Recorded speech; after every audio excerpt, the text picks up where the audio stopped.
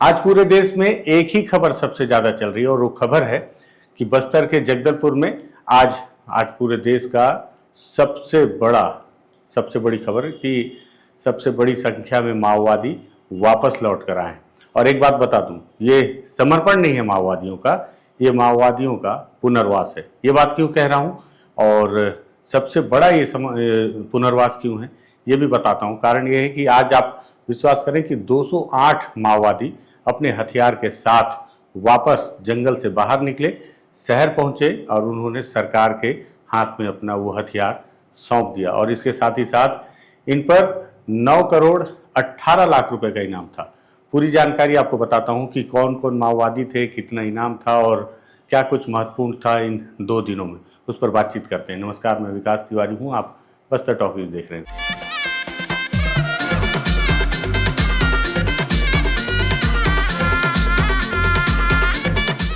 दरअसल जब मैं इस वीडियो को शूट कर रहा हूं तो आप तक इस पूरी घटना की जानकारी मिल गई होगी, क्योंकि आज इसे नेशनल इवेंट बना दिया गया था और सुबह से ही नेशनल और रीजनल सभी पत्रकार यहां पर पहुंचे हुए थे। सभी ने इस घटना के चप्पे चप्पे की जानकारी आपको दी होगी, लेकिन चूंकि मेरे पास थोड़ी सी टीम की कमी है और सब काम खुद को ही करना है, इस वजह से मैं सबसे आखिरी में मेरा वीडियो आता है। लेकिन फिर भी मुझे इस बात की बहुत खुशी होती है, मैं अपने दर्शकों के कमेंट पढ़ता हूं जो मेरे परिवार के सदस्य हैं बस्तर टॉकीज के, कि वो बोलते हैं इस बात को कि भले ही आपका वीडियो सबसे आखिरी में आता है लेकिन हम आपके वीडियो का इंतजार करते हैं। और विश्वास कीजिए, यही आप लोगों के कमेंट जो है मेरे अंदर और ऊर्जा भरते हैं कि देर से ही सही लेकिन मुझे अपने दर्शकों तक वो सारी जानकारी विधिवत तौर पर पहुँचानी होगी, चाहे जैसे भी हो। तो अब आप आगे बात करते हैं आज के उस सबसे बड़े मामले पर। दरअसल आज का मतलब पूरे दिन से कल से ही सारे मीडिया में खबर चल रही थी कि ये अब तक का सबसे बड़ा समर्पण है, ऐतिहासिक समर्पण है। लेकिन मैं कल से ही इसी बात पर अड़ा हुआ हूं कि ये समर्पण नहीं है, ये माओवादियों का मुख्य धारा में लौटना है। और इस बात पर आज पुष्टि भी हो गई और पुष्टि खुद छत्तीसगढ़ के गृह मंत्री विजय शर्मा ने की। पूरे ही विषय पर सरकार की तरफ से बड़ी स्पष्टता है कि ये पुनर्वास है, पुनर्वास से नवा जीवन है। ये और कोई शब्द, कोई आत्मसमर्पण, सरेंडर ऐसा बिल्कुल नहीं है अभी। और इसके लिए जिन जिन लोगों ने, विशेष रूप से जो सतीश जी, उन्होंने बहुत परिश्रम करके सारे ही लोगों को कन्विंस करके और जनता के बीच में काम करते हुए, पुनः जनता के बीच में इस ढंग से काम करके सशस्त्र नक्सलिज्म को छोड़ करके और डेमोक्रेटिक वैल्यूज़ के साथ, लोकतांत्रिक मूल्यों के साथ काम करने का निर्णय किया है।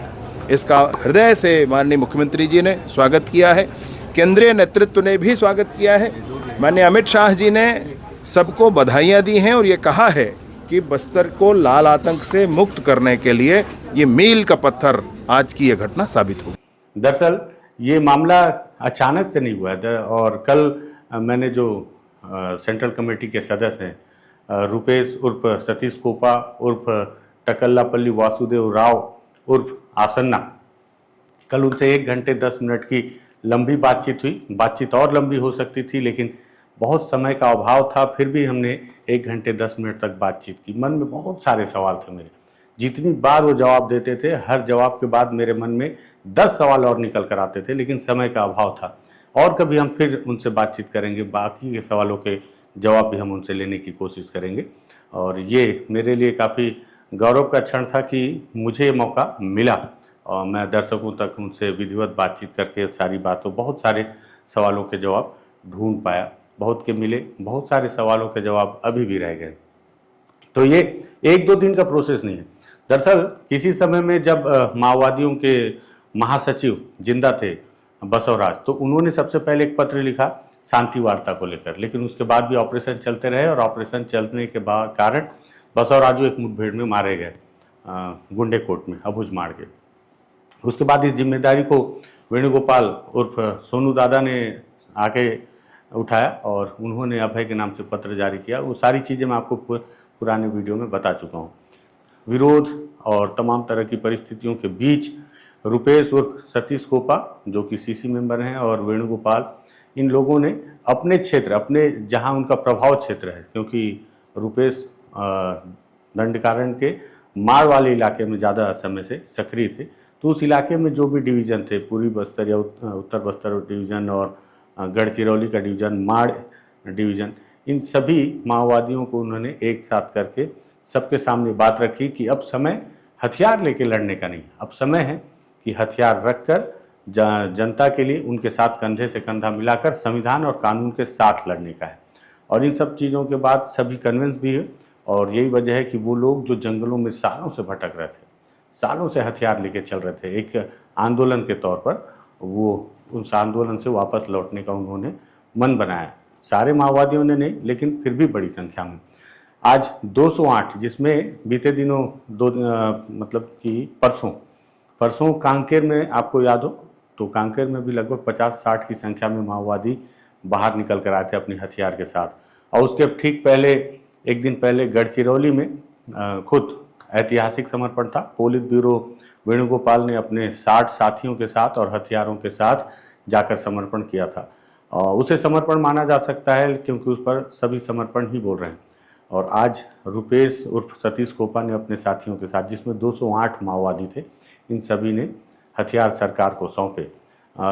जो कल मेरी बातचीत हुई थी रुपेश से, तो उन्होंने बताया था कि उनकी बातचीत गृह मंत्री विजय शर्मा से हुई थी जब वो जंगल में ही थे और उन्होंने समर्पण नहीं किया था। उन्होंने अपनी 10 सूत्री मांग रखी थी, जिसमें से पूरी मांग तो वो स्पष्ट तौर पर नहीं रख पाए थे, लेकिन उन्होंने कहा था वापस आने के बाद, बाहर आने के बाद वो सारी बातों को रखेंगे। और इन 10 मांग में पूरी जो फोकस था, जो सेंटर था, जो किसके लिए मांग है, तो पूरा मांग बस्तर के आदिवासी ही थे, जो उनकी मांगों को देखकर समझ में आया। जिसमें सबसे पहले उन्होंने मूलवासी बचाओ मंच पर प्रतिबंध हटाने की बात कही थी। दूसरा कि उन्हें डीआरजी में नहीं जाना है जो समर्पण कर रहे हैं, इसकी बात कही थी। तीसरा, जो लोग जेल में बंद हैं माओवादी उनके, और जो माओवादी जेल में बंद होने के बाद रुपेश और वेणुगोपाल के इस विचारधारा का समर्थन कर रहे हैं कि हथियार छोड़कर अब आंदोलन बिना हथियार के करना चाहिए, अब संघर्ष बिना हथियार के हो, कानून और संविधान के दायरे में, तो उनके रिहाई के लिए सरकार मदद करे, कानूनन उन्हें मदद पहुंचाए। तो इन तीनों मांगों को तो गृह मंत्री विजय शर्मा ने जंगल के अंदर रहते दौरान ही मान लिया था, जो बयान उन्होंने कल दिया। और आज गृह मंत्री ने भी इस बात को स्वीकार किया कि ये 3 मांग उन्होंने मांग ली है और सरकार इस पर काम करना शुरू भी कर दी। साथ ही साथ उन्होंने ये भी कहा कि और भी जो बातचीत है उस पर भी आगे बातचीत होगी। बातचीत अभी भी रुकी नहीं, हमेशा से ही उनका ये कहना था कि सरकार हमेशा बातचीत के लिए तैयार है और जो मांग जायज़ है उस पर विचार जरूर किया जा सकता है। तो ये लगातार प्रोसेस चल रहा था। कल भी रुपेश ने कहा कि सबसे पहले समर्पण से पहले, बाहर आने से पहले वो अपनी बात जंगल में अपने साथियों के सामने बैठकर उन सारी बातों को, कि वो क्यों समर्पण कर रहे हैं, मतलब वो क्यों बाहर आ रहे हैं, बार बार मेरे मुंह से भी समर्पण निकल रहा है लेकिन ये पुनर्वास है, वो क्यों बाहर आ रहे हैं, क्यों वो हथियार सरकार को सौंप रहे हैं, आगे का क्या एजेंडा है, आगे की क्या रणनीति है, सारी बातों को अपने वो साथी जो उनका विरोध कर रहे हैं, वो लोग जो तेलंगाना में बैठकर वेणुगोपाल और रुपेश को गद्दार कह रहे हैं, उन सभी को उन्होंने जवाब भी दिया, अपील भी की, अपना निवेदन भी रखा और सोचने के लिए उन्होंने कई मुद्दे भी दिए कि इस पर आप भी विचार करें। ठीक उसके बाद में जब सारी बातचीत हो गई और सारे लोग एकत्रित हो गए, तो फिर सभी अपने अपने हथियार लेकर इंद्रावती नदी में वो लोग पार करके दूसरी तरफ आए। जब वो दूसरी तरफ आए तो उस दौरान दूसरी तरफ फोर्स खड़ी थी। देखिए, ये मेरे लिए एक उपलब्धि है। उपलब्धि 2-3 चीज़ हैं कि एक तो वेणुगोपाल ने समर्पण के ठीक एक दिन पहले मुझे एक पत्र लिखा, उन्होंने धन्यवाद ज्ञापित किया। सबसे बड़ी बात होती है भरोसे की। वो माओवादी जो सरकार पे भी भरोसा नहीं कर रहे, वो माओवादियों ने बस्तर टॉकीज पे भरोसा किया। हो सकता है कि ये मेरे काम का परिणाम हो। और उसके बाद जब हम वापस लौट रहे थे तो एक डीवीसी मेंबर ने चलते चलते ही उनसे दूसरे माओवादी साथी ने कहा कि देखो नदी के दूसरी तरफ फोर्स है। तो उस साथी ने क्या कहा, डीवीसी अपने साथी से, उस माओवादी ने, वो वीडियो सुनिए आप क्या। नहीं, फोर्स आने से भी क्या है, हमारे साथ विकास तिवारी है, बोलता विकास तिवारी है तो कोई दिक्कत नहीं है। नहीं है ना, हैं कैसे दिक्कत नहीं है। जानते हो मेरे को? हाँ, विकास तिवारी। कहाँ देखे थे? नहीं देखा था, लेकिन अभी देखा है। पहले मोबाइल में? हाँ, मोबाइल में देखा था। अच्छा, ठीक है। मोबाइल में देखे थे? हाँ मैं देखा बहुत सारा। हाँ ठीक है। कहा उसने। तो सुना आपने कि वो डीवीसी मेंबर भी कह रहा है कि उधर फोर्स है तो क्या हुआ, हमारे साथ विकास तिवारी है, मतलब बस्तर टॉकीज है। ये आदिवासियों को भी भरोसा है बस्तर के कि कोई बात रखनी है तो बस्तर टॉकीज है। माओवादी जो कि सरकार के विरोध में, उनका भी सोचना है कि वो बस्तर टॉकीज के माध्यम से अपनी बात रखें। यहाँ तक कि पुलिस के जो जवान हैं, जो बंदूक लेकर जंगलों में जंग लड़ रहे हैं इन माओवादियों से, जो अपनी जान जोखिम में डालकर नौकरी कर रहे हैं, उन्हें भी, हालांकि वो कैमरे के सामने नहीं आ पाते क्योंकि उनकी नौकरी पे खतरा आने का डर है, लेकिन वो भी मुझसे ऑफ द कैमरा कहते हैं कि आप हमारी बात रखिए। कई बार मैं रख पाता हूँ, बहुत बार मेरे पास सारे व्यवस्था नहीं हो पाने के कारण, क्योंकि कोई मुझे सारी चीज़ें बताएगा तो मैं जवानों की भी तकलीफ़ रखने के लिए हमेशा सहर्ष तैयार हूँ। हमेशा मैं चाहता हूँ कि जवानों की हर तकलीफ़ में मैं उनके साथ खड़ा रहूँ, मुझसे जितना बन पाए मैं अपने हिस्से का काम करूँ। तो ये भरोसा है। और मैं आज ये सब चीज़ें मैं बोलता नहीं हूँ, लेकिन मैं बता रहा हूँ। तो खैर सारे लोग आए, फिर उन्हें बस में बैठाकर जगदलपुर लाया गया। और जिस तरह से महाराष्ट्र में मुख्यमंत्री के सामने समर्पण करवाया गया, यहाँ पर भी कमोबेश उसी तरह की व्यवस्थाएं की गई थी। लेकिन पता नहीं क्या हुआ, रुपेश ने भी कुछ बातें रखी। रुपेश ने बार बार इस बात पर जोर दिया था कि हम समर्पण नहीं कर रहे, हम अपना हथियार सरकार के पास सौंप रहे हैं, हम सशस्त्र संघर्ष को विराम देना चाहते हैं। हम अब चाहते हैं कि बिना हथियार के संघर्ष किया जाए, और ये जो कानून के दायरे में, जो मैं पहले से बता रहा हूँ, तो हो सकता है। और विजय शर्मा जी ने उनकी बात मानी भी। तो आनंद फानंद में मुख्यमंत्री जगदलपुर पहुंच चुके थे, लेकिन फिर भी पुलिस के अधिकारियों ने जो कार्यक्रम आयोजित किया था पुलिस लाइन में, उसमें छत्तीसगढ़ के डीजीपी और नक्सल एडीजी और इस तरह के सीआरपीएफ के, बीएसएफ के, आईटीबीपी के तमाम बड़े अधिकारी मौजूद थे। बस्तर संभाग के सभी एसपी, आईजी, डीआईजी सभी मौजूद थे। और उनके सामने, और साथ ही साथ बस्तर के मांझी, चालकी, जो यहाँ आदिवासियों के संस्कृति के और कल्चर के नेतृत्व करता है, वो सभी भी मौजूद थे। और उनके सामने उन सभी को मंच पर लाया गया। मंच पर लाने के पीछे एक तो मीडिया के सामने सभी को खड़े करना था, और साथ ही साथ वो नीचे कालीन जैसा बिछाया गया था, जो सरकार ने कहा कि अगर माओवादी लौट कर आते हैं तो हम उनका स्वागत करने के लिए रेड कारपेट बिछाएंगे, तो उस तरह की बात। और नीचे उनके हथियार रखे थे। फिर जो मांझी चालकी हैं, इन सभी जो आदिवासियों के जो नेतृत्व करता है, उन सभी ने उन माओवादियों को गुलाब देकर उनका स्वागत भी किया। लेकिन इस दौरान एक तस्वीर ने मुझे थोड़ा सा परेशान किया, क्योंकि बीते दिनों वेणुगोपाल जो है, जब उन्होंने देवेंद्र फडणवीस के सामने हथियार दिया उस दौरान वो काफ़ी हंस रहे थे और बहुत मुस्कुरा रहे थे। लेकिन जब रुपेश मंच पर पहुंचे तो उन्हें संविधान की किताब दी गई, तो उन्होंने सबसे पहले तो लिया नहीं, लेकिन बाद में जब वो कतार में खड़े थे, उस दौरान एडीजी नक्सल विवेकानंद सिन्हा ने उन्हें एक संविधान की किताब दी, तो उन्होंने लिया भी।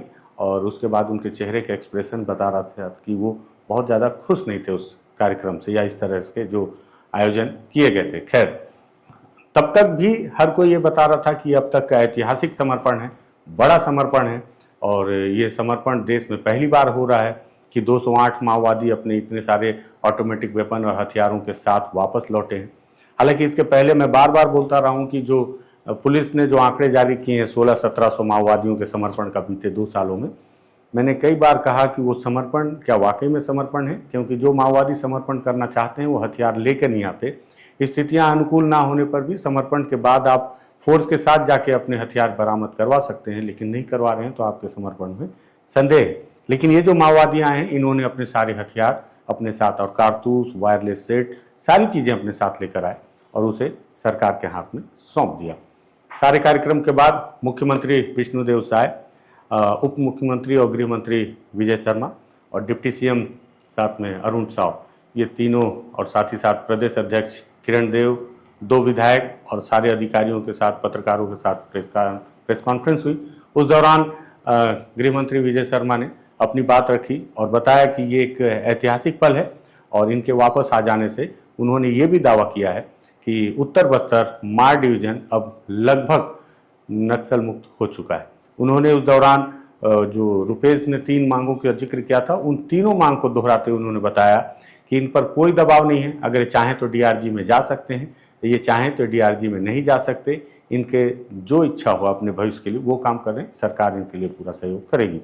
दूसरी बात कि मूलवासी बचाओ मंच के ऊपर लगे प्रतिबंध को हटाने के लिए उसको भी गृह मंत्री विजय शर्मा ने कहा कि उन्होंने मुख्यमंत्री विष्णुदेव साय से इस बारे में चर्चा की और वो भी इस मामले में तैयार हैं कि आने वाले समय में जब ये प्रतिबंध की तिथि समाप्त होगी अभी कुछ ही महीने में, उसके बाद उसे रिन्यूअल नहीं किया जाएगा और मूलवासी बचाओ मंच से प्रतिबंध पूरी तरह से हटा दिया जाएगा। ये बयान विजय शर्मा ने मंच से दिया। तीसरी बात, जो उनके साथी जेल में बंद हैं, जो चाहते हैं कि वो भी हथियार रखकर वापस मुख्य धारा में लौटना चाहते हैं, तो उनकी रिहाई के लिए भी अब सरकार उनकी मदद करेगी ताकि वो जल्द से जल्द वापस बाहर जेल से आएँ और मुख्य धारा में जो आम जनजीवन है उसकी तरह अपना जीवन व्यतीत करें। और ठीक इसके बाद में सारी चीज़ें हुई और आखिरी में गृह मंत्री विजय शर्मा ने कहा कि कोई भी इसे समर्पण ना कहे, ये समर्पण नहीं है, क्योंकि उनकी बात हुई थी रुपेश से और रुपेश ने इस बात पर विरोध जताया था कि हम समर्पण नहीं कर रहे हैं, हम हथियार रखकर हम हथियार सरकार के हाथ सौंप रहे हैं। तो गृह मंत्री विजय शर्मा ने उस बात पर पुष्टि करते हुए जोर देकर कहा पत्रकारों से कि आप इसे समर्पण ना कहें, ये पुनर्वास है, ये माओवादियों का पुनर्वास है। अब वो जंगल को छोड़कर मुख्य धारा में लौटकर अपने जीवन को बिना हथियार के जीना चाहते हैं और उसमें सरकार बहुत प्रसन्नता से, गृह मंत्री ने कहा कि वो बहुत प्रसन्न है और इतने कि उन्होंने सोचा भी नहीं था कि इस तरह की तस्वीरें देखने को मिलेंगी, लेकिन ये उनकी प्रबल इच्छा है, जवानों की मेहनत है और कि ये माओवादी वापस आए। साथ ही उन्होंने धन्यवाद दिया माओवादियों को कि वो वापस लौट कर आए हैं और उन्होंने सैकड़ों जिंदगी बचाई हैं। लेकिन अभी भी ये उत्तर बस्तर और मार डिवीजन की कहानी है कि इतने सारे माओवादी लौट कर आए हैं। दक्षिण बस्तर में माओवादी अभी भी सरकार के विरोध में है और तेलंगाना के माओवादियों के द्वारा तेलुगु में भी पत्र जारी किया गया है कि ये लड़ाई जारी रहेगी। तो अभी 31 मार्च तक भी ये चुनौती सरकार की खत्म नहीं हुई है। अब ये जो समर्पण हुआ इसे आंकड़ों में भी आपको बताता हूँ। फिर मैंने जो सुबह वहाँ घटना स्थल पर, मतलब जो कार्यक्रम स्थल पर जो चीज़ें हुई उस पर भी जो मैंने घटना स्थल से जो जानकारी दी थी वो बताता हूँ।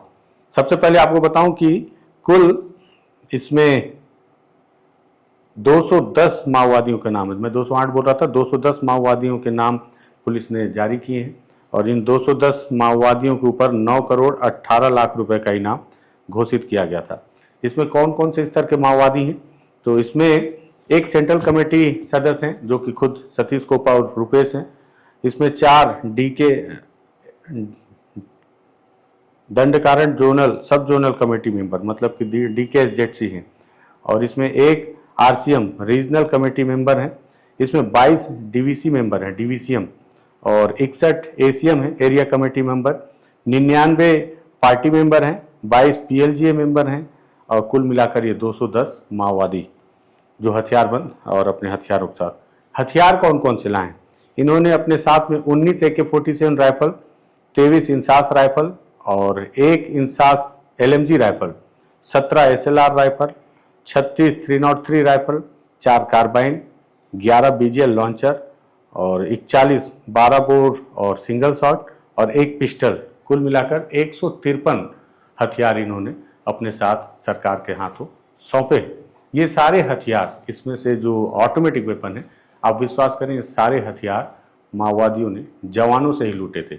जब से यहाँ पर माओवाद है, बस्तर में, दंडकारण्य में या फिर कोरापुट में भी उन्होंने हथियार लूटे थे, तेलंगाना में भी कई घटनाओं में हथियार लूटे, महाराष्ट्र में भी C60 के जवान शहीद हुए और मध्य प्रदेश में भी, यहाँ तक कि झारखंड में, बिहार में, उड़ीसा में, अलग अलग जगहों से जितनी भी घटनाओं को अंजाम दिया, हर जगह से जो ऑटोमेटिक वेपन लूटे गए थे, उस सारे हथियार, सारे नहीं जो आए थे, इसमें से जितने हथियार, सारे हथियार लूटे गए थे। ये सारे हथियार उन्होंने वापस सरकार को सौंप दिए और खुद भी वापस लौट आए। गृह मंत्री इस बात पर भी आश्वस्त हैं। किसी ने पूछा कि कहीं ये वापस तो नहीं चले जाएंगे, उन्होंने कहा नहीं, अब तक ऐसी कोई घटना नहीं हुई, ये पूरे मनोभाव से लौट कर आए हैं, अब ये वापस नहीं जाएंगे। लेकिन हाँ, सरकार के लिए चुनौती है वाकई में, ये वापस लौट कर नहीं जाएंगे, ऐसा ही हो। और मैं भी इस बात को कहता हूँ बहुत दुखी मन से कि बहुत सुखद समाचार है कि ये लोग जीवित वापस आ गए। क्योंकि अब का जो समाज है, आपको सुनकर अच्छा नहीं लगेगा, लेकिन मैं अपना निजी अनुभव बता रहा हूँ कि अब का जो समाज वो जान देने लायक नहीं समाज, क्योंकि एकजुट नहीं। आज हम असल मुद्दों को छोड़कर दूसरे मुद्दों पर आपस में लड़ मरते हैं। अब कितने टुकड़ों में बढ़ते जा रहे हैं, क्षेत्रवाद, उसके बाद जातिवाद, उसके बाद पता नहीं कौन कौन से वाद हैं। उसी में एक माओवाद भी था। तो माओवाद तो अब धीरे धीरे वाकई में बैकफुट पर है, बहुत कमज़ोर है, लेकिन हमें अभी बहुत सारे वाद से लड़ना है, तब जाकर देश एकजुट होगा, तब जाकर देश आगे बढ़ेगा।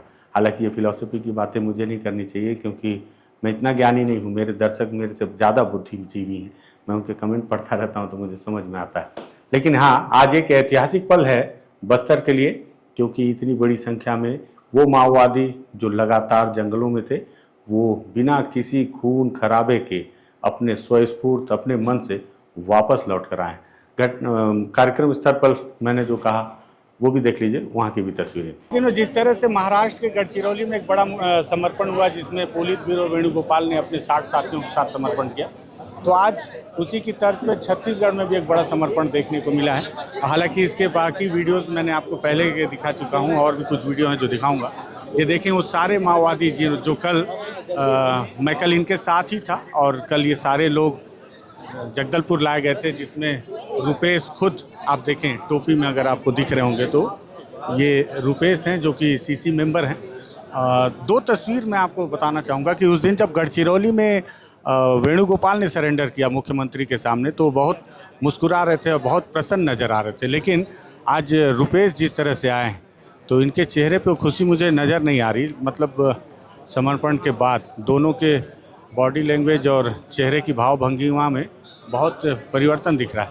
लेकिन सारे माओवादी जो थे सभी अपने वर्दी में हैं, हालांकि हथियार इनके नीचे रखे हुए हैं। आपको दिखाऊं तो ये सारे हथियार जो है आपको मैं दिखाऊं, जो माओवादियों के द्वारा लाए गए हैं, उसका लाभ इनका समर्पण इनका जो है फाइनली ये बताया जा रहा है कि अबूझमाड़ का जो इलाका है अब माओवादियों से बहुत बड़ी संख्या में खाली हो गया। माड़ डिवीज़न और बाकी लोग जो हैं वो सभी समर्पण कर चुके हैं यहाँ पे, और भी डिवीज़न ये इस तरह की। तो ये आप देखें, अंजार भी आप थोड़ा दिखाएं, ये सारे हथियार हैं इसमें। ये हालांकि कल मैं आपको दिखा नहीं पा रहा था, लेकिन ये हथियार हैं। इसमें इंसास है, AK-47 है, और ये सारे हथियार आप दिखाएंगे। इधर किनारे से दिखाते हैं। आज बड़ा सौभाग्य है, अंजार बिहार से ही मैं कैमरा चलवा ले रहा हूँ।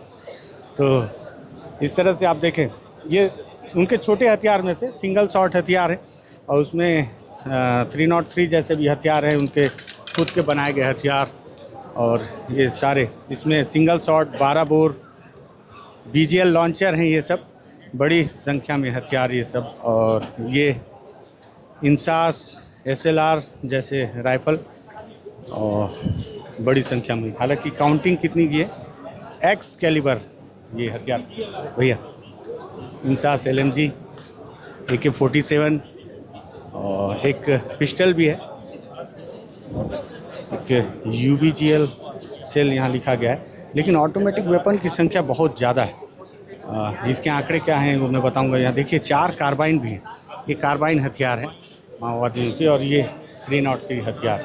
तो इस तरह से बड़ी संख्या में हथियार बरामद किए, मतलब माओवादियों ने अपने साथ सौंपे हैं। तो ये सभी लोग कैसे, तो सभी जो है आज समर्पण कर रहे हैं सरकार के सामने। ऐतिहासिक तस्वीर है, मुझे लगा आपको दिखानी चाहिए। धन्यवाद। तो ये आज का ऐतिहासिक पल था, और सबसे लेट ही सही, लेकिन मुझे लगा अपने दर्शकों को बताना चाहिए, दिखाना चाहिए। तस्वीरें आपने कई माध्यम से देखी होंगी, सोशल मीडिया से ये तस्वीरें सुबह से वायरल हो रही हैं, लेकिन मैंने भी अपने हिस्से का काम किया है। सारी जानकारी आपको 2 दिन में क्या हुआ सबको शॉर्ट में बताने की कोशिश की है। कल मैं अबूझमाड़ में जब वहाँ पर था तो और भी मैंने 2-4 वीडियो तैयार किए हैं, हालांकि लेट हो चुका है। अगर आप बोलेंगे तो मैं उसे भी डालूंगा। बड़ा अच्छा लगेगा देख के। अलग अलग तस्वीरें हैं कि कैसे एक बिना हाथ का माओवादी AK-47 चलाता था, वो कैसे, और डीवीसीएम लोगों से कि कैसे जंगल में रहते थे, उनसे बातचीत और छोटी मोटी कहानियाँ, तो वो भी अगर आप कहेंगे तो उसे भी मैं आपको दिखाऊंगा। वीडियो अगर आज का ये जानकारी पसंद आई हो तो आप इसे शेयर कर सकते हैं, बस्तर टॉकीज को सब्सक्राइब कर सकते हैं। धन्यवाद।